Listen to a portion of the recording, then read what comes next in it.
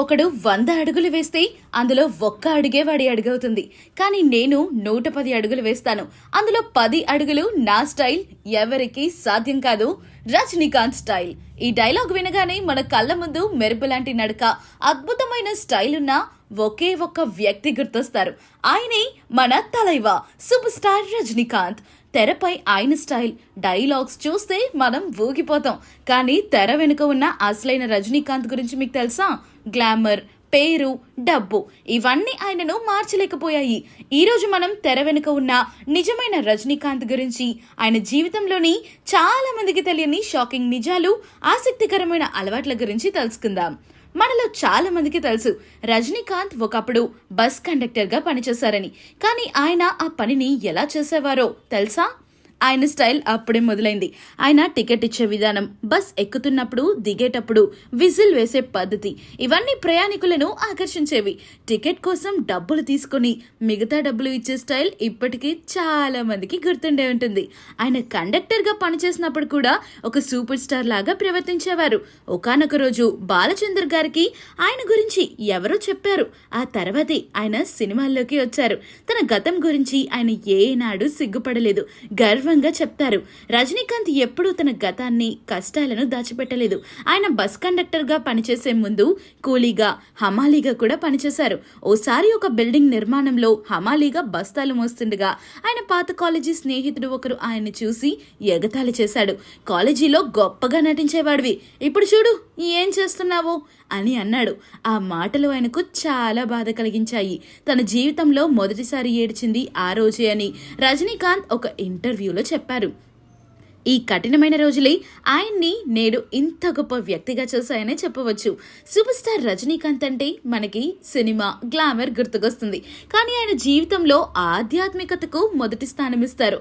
ప్రతి cinema shooting తర్వాత ఆయన హిమాలయాలకు వెళ్తారు. అక్కడ కొన్ని రోజులు ఒంటరిగా, ప్రపంచానికి దూరంగా ధ్యానం చేస్తారు.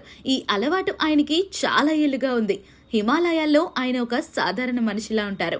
అక్కడ ఆయనకు ఏ సూపర్ స్టార్ హోదా ఉండదు. ఆయనకు పేరు, డబ్బు కంటే కూడా ప్రశాంతత, ఆధ్యాత్మిక శాంతి చాలా ముఖ్యం. ఆయన ప్రశాంతంగా, నిరాడంబరంగా జీవించడానికి ఇది ఒక కారణం. రజనీకాంత్ గతంలో 3 చెడు అలవాట్లకు బానిసయ్యారు.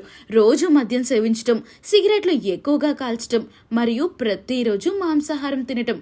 అయితే ఆయన భార్య లత జీవితంలోకి వచ్చాక ఆమె ప్రేమ మరియు క్రమశిక్షణతో ఈ అలవాట్లను మానేయగలిగారని రజనీకాంత్ స్వయంగా వెల్లడించారు.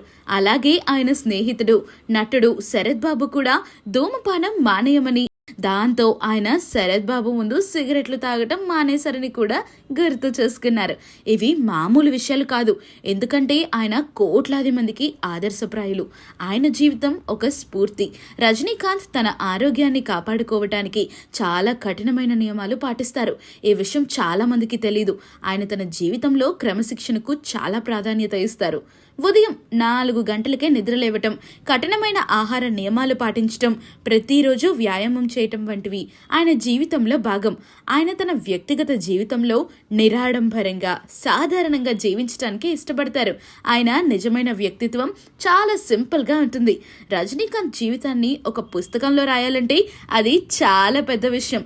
ఎందుకంటే ఆయనది ఒక సినిమా కథ కంటే అద్భుతమైన జీవితం. ఆశ్చర్యకరమైన విషయం ఏంటంటే తన జీవిత కథను ఇంకెవరో రాయడం కంటే తానే స్వయంగా రాయాలని నిర్ణయించుకున్నారు. అవును, ఆయన స్వంత ఆత్మకథను రాస్తున్నారు. ఈ విషయం చాలా మందికి తెలీదు. తన జీవితంలో కనిపించని కోణాలు, ఓటమిలు, విజయాలు అన్నిటినీ ఈ పుస్తకంలో ఆయన చెప్తారు. ఇది ఒక సెలబ్రిటీ బయోపిక్ కాదు, జీవితాన్ని ఎలా బ్రతకాలో నేర్పే ఒక పుస్తకం. రజనీకాంత్ తరచుగా చెప్పే మాట, నాకు పేరు, డబ్బు, హోదా ఏమీ అవసరం లేదు, నా అభిమానుల ప్రేమ చాలు. ఒక సామాన్య బస్ కండక్టర్గా జీవితం మొదలుపెట్టి ప్రపంచవ్యాప్తంగా కోట్ల మంది అభిమానులను సంపాదించుకున్న ఒక వ్యక్తి. కానీ ఆయన ఎప్పుడూ తన గతాన్ని, తన నిజ జీవితాన్ని మర్చిపోలేదు. తెరపై ఆయన స్టైల్ మనల్ని మంత్రముగ్ధులను చేస్తే, తెర వెనుక ఆయన నిరాడంబరమైన వ్యక్తిత్వం మనకు స్ఫూర్తినిస్తుంది.